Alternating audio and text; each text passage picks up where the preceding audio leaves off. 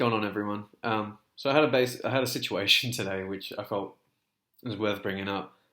Basically, like when I was working, I like fucked my arm up, and I've kind of pulled the tendon from up the top all the way down to the tips of my fingers, and essentially, whenever I do anything with my hand, it brings like quite a bit of pain.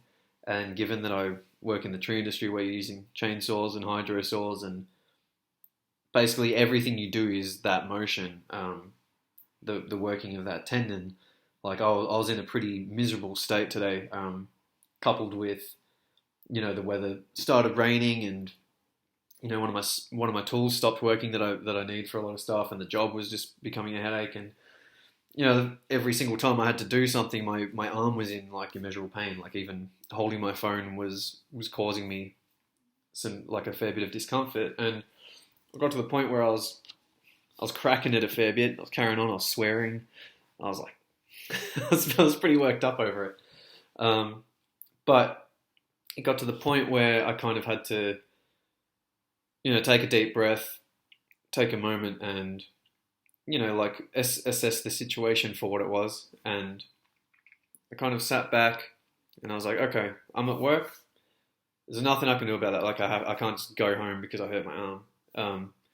And that pain is not going away. Like I'm going to have to deal with it. And so, I thought about it from an objective point of view of, all right, well, I've got this arm pain.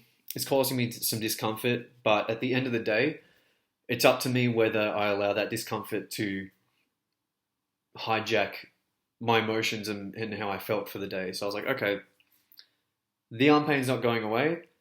I can either be miserable with arm pain or I can be happy with arm pain.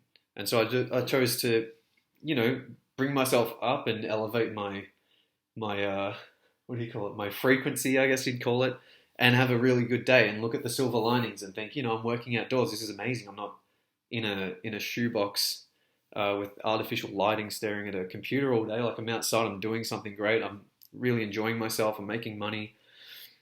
This arm pain is bearable. Like I can deal with it. Like things are all right. And I also started thinking about, like my arm getting better, and that, using it and moving and putting that positive energy into it is going to heal it faster than just being miserable and focusing on how negative it is. And so, I kept working, and before I knew it, like the arm pain wasn't gone, but it had subsided significantly. I was in a much better mental state, and essentially like the mind, body, spirit connection was a bit better. And I got through the day. The day was really good in the end, and I worked hard. And yeah, and so I've just got home now, and I've decided to kind of talk about this because you can apply this template of mindset anywhere really, anywhere to do with any kind of adversity. In that, there's always going to be things that happen in our lives that are out of our control that cause adversity, whether it be a partner doing something that you don't like, a situation at your workplace, a situation with your business that you run, or if you're in a band or something, like anything like that. There's always going to be difficulties that are involved, and the thing that is most important to remember is that you don't always have control over the things that happen outside of yourself. Like what you have control over is your mindset, your emotions, and your actions. And so if you find yourself in a difficult situation, the best thing to do is to take a step back, especially if you're stressed. Take a step back, assess what is in your control, what you can actually influence and what you can do and what you can't, and then manage the way that you react to these situations, and also make sure that you implement practices to make sure that it doesn't reoccur. Because, we've all made mistakes. I know that, like just for your job, for example, like everyone's going to make mistakes, but it's not until like it's okay to make mistakes, but it's not okay to keep repeating the same mistakes. That's when we know that we're doing something wrong.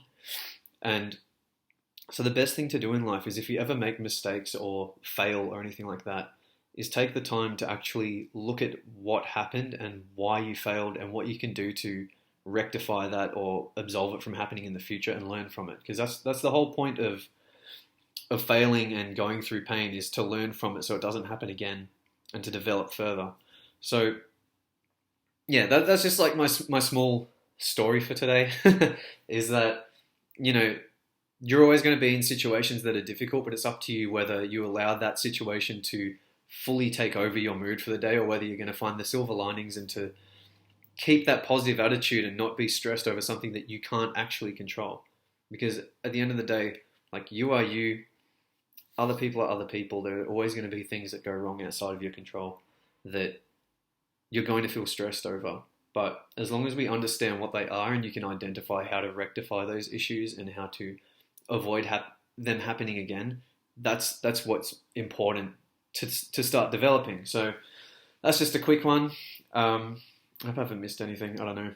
I deleted all my social medias on my phone, so I'm using my laptop camera and it doesn't look half as good, half as good as my normal ones. But I'll chat to you soon. Take it easy.